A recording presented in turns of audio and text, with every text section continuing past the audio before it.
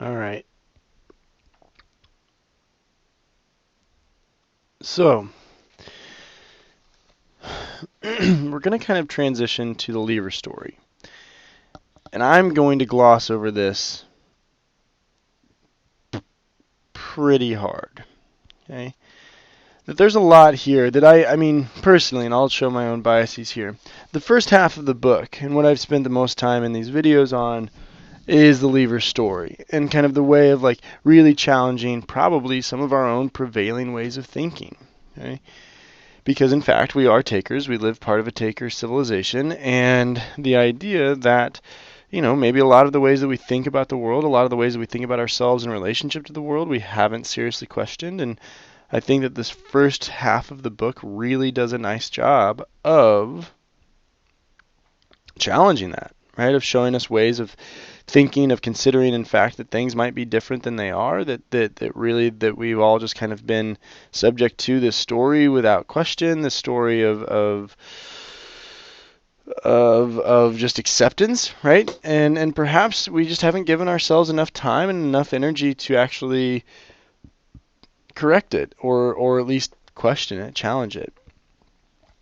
So the next half of the book, starting kind of in chapter 9 all the way through like chapter 12, which is actually really where we get the Lever story, is a lot of kind of historical work, thinking about the Fertile Crescent, thinking about the agricultural revolution, thinking about how it relates to stories that are depicted in the Old Testament with reference to Cain and Abel, and how that is kind of the starting point of takers and levers. And I don't necessarily want to go all the way into it, and I just want to trust that you have read and have a general idea of some of those bits that I just kind of referenced.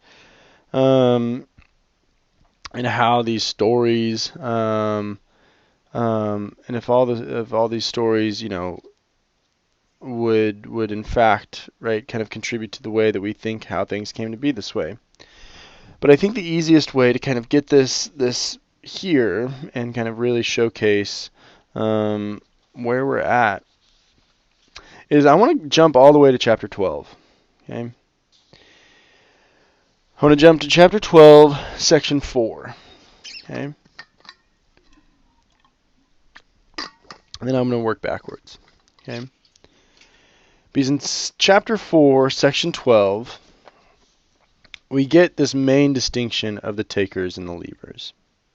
Okay.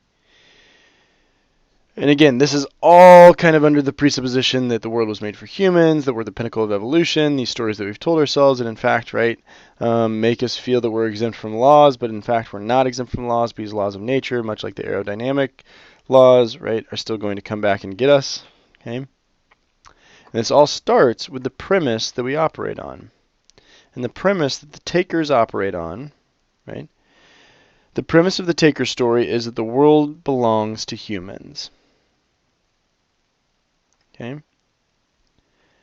The premise of the Lever story is that humans belong to the world. The premise of the taker story is that the world belongs to humans. The premise of the Lever story is that humans belong to the world. Now, that's pretty profound, right? And the narrator has, I think, this really kind of honest reaction to it. Okay? The narrator says it's really too much. It means that right from the beginning, everything that ever belonged to the world, and that's how things came to be this way. Those single-celled creatures that swam in the ancient oceans that belonged to the world because they did everything that followed came into being. Those club-finned fish offshore the continents of the continents belonged to the world, and because they did, the amphibians eventually came. And because the amphibians, blah, blah, blah, belonged to the world, the reptiles eventually came into being. Right? And because these reptiles belong to the world, Australopithecus, blah, blah, blah, Homo sapiens sapiens, which means that that we were us. And that's the way that's the way that levers lived for 3 million years, as if they belonged to the world. And that's how we came into being. that we are part of the world, the Leavers will say. That we don't exempt ourselves, we don't think of ourselves as special, we don't think of ourselves as exempt from laws, we don't think of ourselves and impose this kind of way of thinking we don't impose our way of thinking here of exempting ourselves in some sort of reserved special light because all of the world was made for us, right? And in section 5 of chapter 12, Ishmael says, well, we know what happens if you take the premise of the takers, right? If we take the premise of the takers that the world belongs to humans, right, it's going to go to hell. Right? We're going to do what we damn well please, and just like the aeronauts, we're not going to follow the laws. We're going to just burn up civilization after civilization after civilization. And what happens if you take the Leaver premise that humans belong to the world? Creation, evolution, goes on forever. Right? Now this might be overly simplistic, and I totally think that is a fair critique here. And I think it's a totally fair critique to kind of level against both Dan Quinn, the author of Ishmael, and also kind of the way that they are teasing out these notions of taker and leavers. But I do think that there is something pretty radical about the way and the shift that we're trying to engage with here as it relates to a leaver mentality. That instead of going through our lives, going through our day-to-day existence, thinking that we are special, thinking that we rule this world, that we are going to conquer it, that we can do whatever we damn well please with it, but we shifted a little to say, well, actually, I'm part of the world. Even amidst this giant civilization, even amidst this, giant machine of capitalism, I'm still part of this world. Right? I'm still subject to it. I'm still, subject to it. I am still